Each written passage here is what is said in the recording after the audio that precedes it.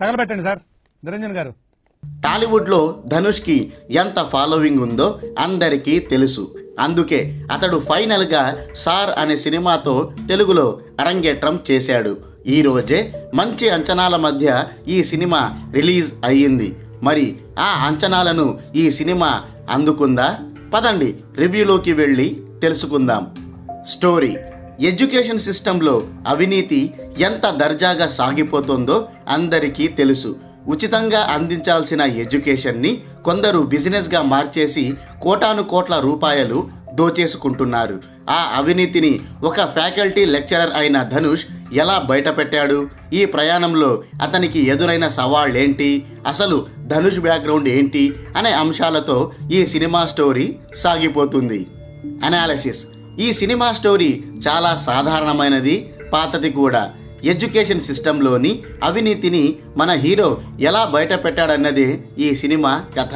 అయితే డైరెక్టర్ వెంకీ అట్లూరి ఈ స్టోరీని తనదైన స్టైల్లో చాలా డిఫరెంట్గా చెప్పేందుకు ప్రయత్నించాడు. లవ్, కామెడీతో పాటు ఇతర కమర్షియల్ అంశాలను సముపాళ్లలో జోడించి సమాజానికి ఒక మంచి మెసేజ్ ఇచ్చేందుకు ట్రై చేశాడు. ఫస్ట్ హాఫ్ గురించి మాట్లాడితే కొంచెం యావరేజ్గానే అనిపిస్తుంది. ఎందుకంటే చాలా వరకు కామెడీ సీన్లు, హీరో హీరోయిన్ల లవ్ ట్రాక్తోనే సాగిపోతుంది. అక్కడక్కడ ప్లాట్కి సంబంధించి కొన్ని ఇంపార్టెంట్ ఎపిసోడ్స్ కూడా ఉన్నాయి. కానీ ఎక్కువ భాగం కామెడీ అండ్ లవ్ ట్రాక్తోనే ఫస్ట్ హాఫ్ సాగుతుంది. ఒక మంచి ట్విస్ట్తో ఇంటర్వెల్ బ్యాంగ్ ముగుస్తుంది.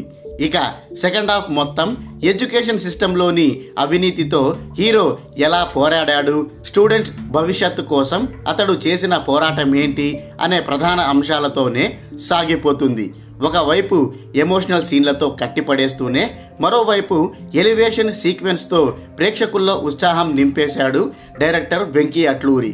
సెకండ్ హాఫ్లో పక్కదారి పట్టకుండా చెప్పాల్సిన పాయింట్ చుట్టే సినిమాను తీర్చిదిద్దాడు. మరీ ముఖ్యంగా ఎమోషనల్ కంటెంట్ని బాగా దట్టించేశాడు. క్లైమాక్స్ని సైతం ఎమోషనల్గానే ముగించి ఒక మంచి అనుభూతిని ఇచ్చాడు. ఓవరాల్గా చెప్పాలంటే ఈ సార్ చెప్పే పాఠం అందరికీ నచ్చుతుంది. పాయింట్ పాతదే అయినప్పటికీ సరికొత్త ఎగ్జిక్యూషన్తో ఒక డిఫరెంట్ థ్రిల్ ఇచ్చాడు డైరెక్టర్. నటీనటుల గురించి మాట్లాడితే ధనుష్ తన విలక్షణ పర్ఫార్మెన్స్తో చితకొట్టేశాడు. Comedy timing, emotional scenes, action part ఇలా అన్నింటిలో అదరగొట్టేశాడు. ఈ సినిమాకు ధనుష్ మెయిన్ అసెట్ అని చెప్పుకోవడంలో సందేహమే లేదు. హీరోయిన్ సంయుక్త కూడా చాలా బాగా నటించింది. ఏదో తూతూ మంత్రంలా ఇలా వచ్చి అలా వెళ్ళిపోవడం కాకుండా ఆమెకు మంచి ప్రాధాన్యం ఉన్న పాత్రే దక్కింది. ఇక విలన్గా సముద్రఖని జీవించేశాడు. హైపరాది తన కామెడీతో ఆకట్టుకున్నాడు. సాయి కుమార్తో పాటు ఇతర నటీనటులు కూడా తమ తమ పాత్ర పరిధి బాగానే మెప్పించారు.